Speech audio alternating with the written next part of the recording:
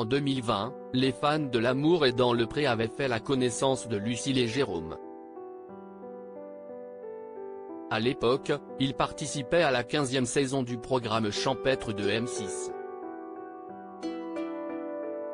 Il faut croire que ce bon vieux Cupidon était dans les parages, car le coup de foudre était au rendez-vous. L'agriculteur a trouvé son âme sœur, et ce, pour le plus grand bonheur de l'animatrice préférée des Français, Karine Le Marchand. Depuis, les tourtereaux ne se sont plus jamais quittés.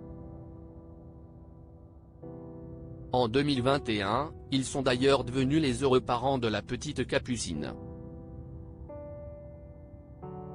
Le 18 juillet dernier, leur deuxième enfant, un garçon prénommé Adonis, a pointé le bout de son nez.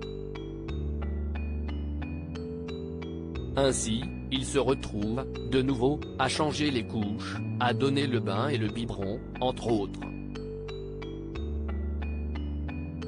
Du coup, la mère de famille est-elle prête à retomber enceinte? Lors d'une foire aux questions sur Instagram, elle s'est exprimée à ce sujet.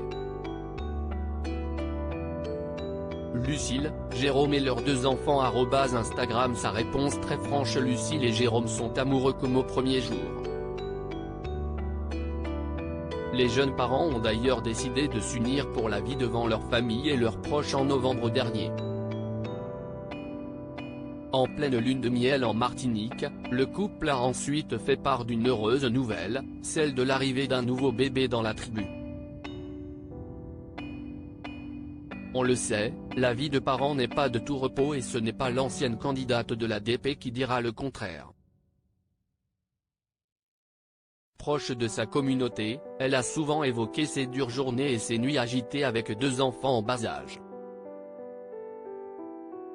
Certes, Jérôme lui est d'un grand soutien. Mais aujourd'hui, elle semble parfois exténuée.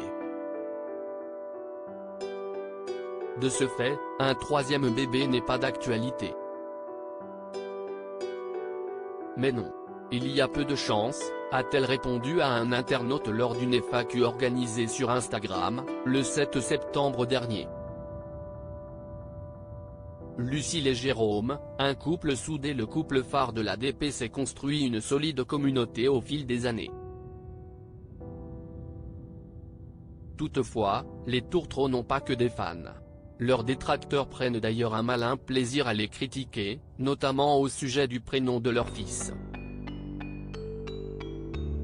Quoi qu'il en soit, ils ont toujours tenu le cap, ce qui force l'admiration.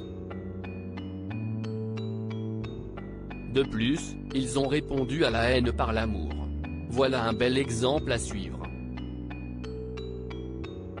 Qu'en pensez-vous ?